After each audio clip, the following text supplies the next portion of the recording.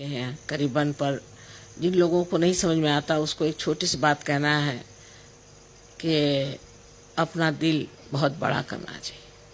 समुंदर के जैसे, जब समुंदर के किनारे आ जाते हैं तो जैसे बूंद सागर हो जाए, इस तरह अपने हृदय को बहुत बड़ा बनाना चाहिए, विशाल बनाना चाहिए। छोटी छोटी बात को लेकर के जो लोग झगड़ा खड़ा करते हैं और छोटी छोटी बात पे जो तुल जाते हैं, वो छोटे दिल के लोग होते हैं।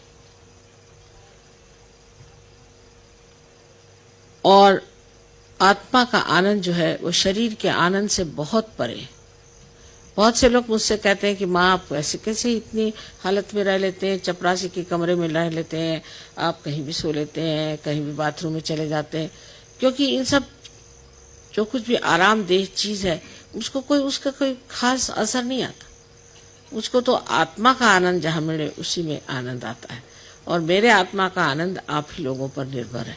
आप लोग सब आनंद में आ जाएं तो मेरा आत्मा जो है बिल्कुल आनंद से भर जाएगा। तो मैं सिर्फ चाहती हूँ कि आप लोग सब आनंद में आ जाएं और आनंद में ही पूरी समय समाये रहें। उसका बाह्य स्वरूप कुछ नहीं है, अंदर ही की लहर है, अंदर ही में स्फुरण होने वाली चीज है। बाह्य स्वरूप कुछ नहीं है, पर बाह्य को देखते हुए जो अंदर में घटना होती है, आनंद की जो उत्पत्ति होती है और उसका जो प्रसार हो करके और सारे हमारे शरीर को जो पूरी तरह से ढक लेता है और फिर सारा ऐसा लगता है कि दुनिया ही उससे ढकी जा रही है, उस आनंद की मैं बात कर रही हूँ। पर उसके लिए बहुत बहुत बड़ा दिल चाहिए। सब लोगों को दिल बहुत बड़ा करना चाहिए और अपने को इसमें ढाल लेना चाहिए कि जो आनंद परमात्मा ने आपके लिए बनाया है वो आप खूब मौज से पी सकें, उसका आनंद उठा सकें और उसमें रम सकें। ये एक बड़ी भारी बात नहीं है सजयोगियों के लिए, क्योंकि अगर आपको मुझसे प्यार है तो आप जानती मेरा सागर जैसा प्यार है। तो मैं इसको आप प्यार करते हैं, मुझे अगर आपको हृदय में बिठाना है तो आपको भी सागर जैसे होना पड़ेगा। अगर आप सागर जैसे नहीं होंगे तो कैसे आप मुझे बिठा सकते हैं? मेरे कुछ हिस्से आप बिठा लेंगे, मुझे पूरी तरह से बिठाना तो बहुत बड़ा सागर जैसा दिल होना चाहिए। सागर के किनारे बैठे हुए हमें यही सोचना चाहिए और इस सागर से कहना चाहिए कि तुम हमें अपने जैसा विशाल बना दो। और सागर की विशेषता ये है कि सागर जो है सबसे नीचे की तह पे रहता है, नीचे, सबसे नीचे। इसे नीचे कोई चीज नहीं होती, सागर सबसे नीचे तह पे रहता है और सारी दुनिया भर की नदियां आकर उसमें उतर जाती है। वो सारी नदियां उसके उतर आने के बाद में वो सबको अपने अंदर समाते जाता है। फिर उसके बाद कमाल ये है कि सूर्य में तपता है, सूर्य में तप करके उसकी बाफ बनाता है और उसी से वर्षाव हमारे सारे जितने भी प्रदेश हैं जिनमें लोग रहते हैं उनको सब उस वर्षाव से वो पूरित करता है। फिर से नदियां बह करके आती, फिर उसके अंदर समा जाती। और अगर ये किसी टेकड़ी पे बैठा होता तो इसका क्या उपयोग होने वाला था? कभी का सूख के खत्म हो गया था। इसी तरह जो मनुष्य हृदय का विशाल होता है वो सबसे नीचे ही बैठता है, सबसे नीचे ही उतरता है, उसकी कोई मांग नहीं होती, वो सब चीज को अपने अंदर समाते जाता है। ये विशालता की निशानी है।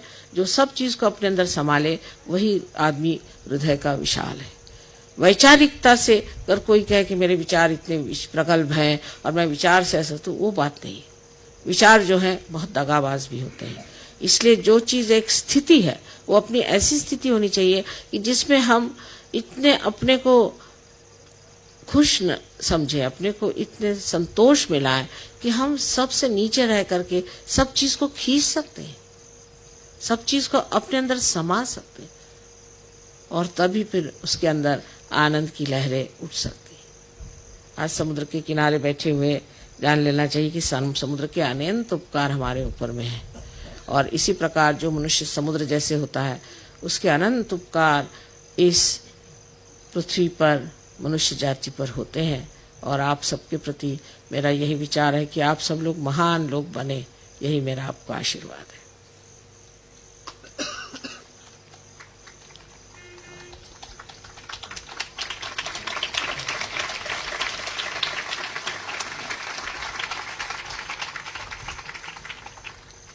आता म्हणा म्युझिक तर तुमचं मी तिकडे बसते. Should we knock the beat? Should sing?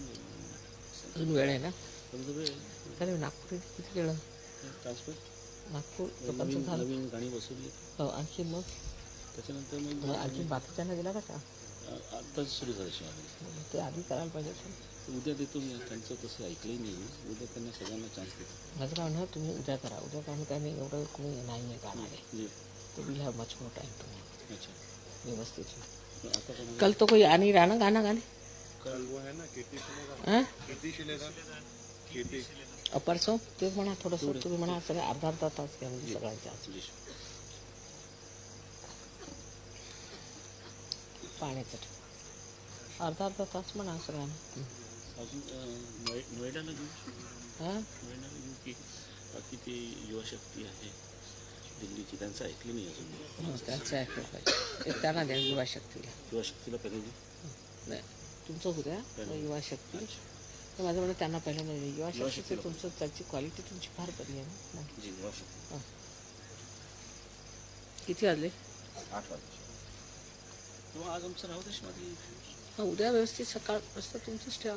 आज काय आज युवा शक्तीचं उद्या थोडंसं सरसिपी राहणार नाही शिवाय हां सकाळी सरसिपी राहणार नाही. काय कुठे जाणार नाही येतील का सकाळी सकाळी नाही संध्याकाळी म्हणते मी तुम्हाला. संध्याकाळी तो संध्याकाळी कीर्ती शिलेदार हां संध्याकाळी कीर्ती शिलेदार मग सकाळी आपण 7 वाजता बसू.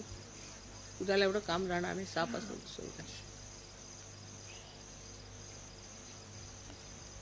कारण असं आहे आता तिचं गाणं म्हणजे हेवीच गाणं होणार क्लासिकलच होणार आहे की नाही म्हणून आता थोडंसं फोक असं होईल.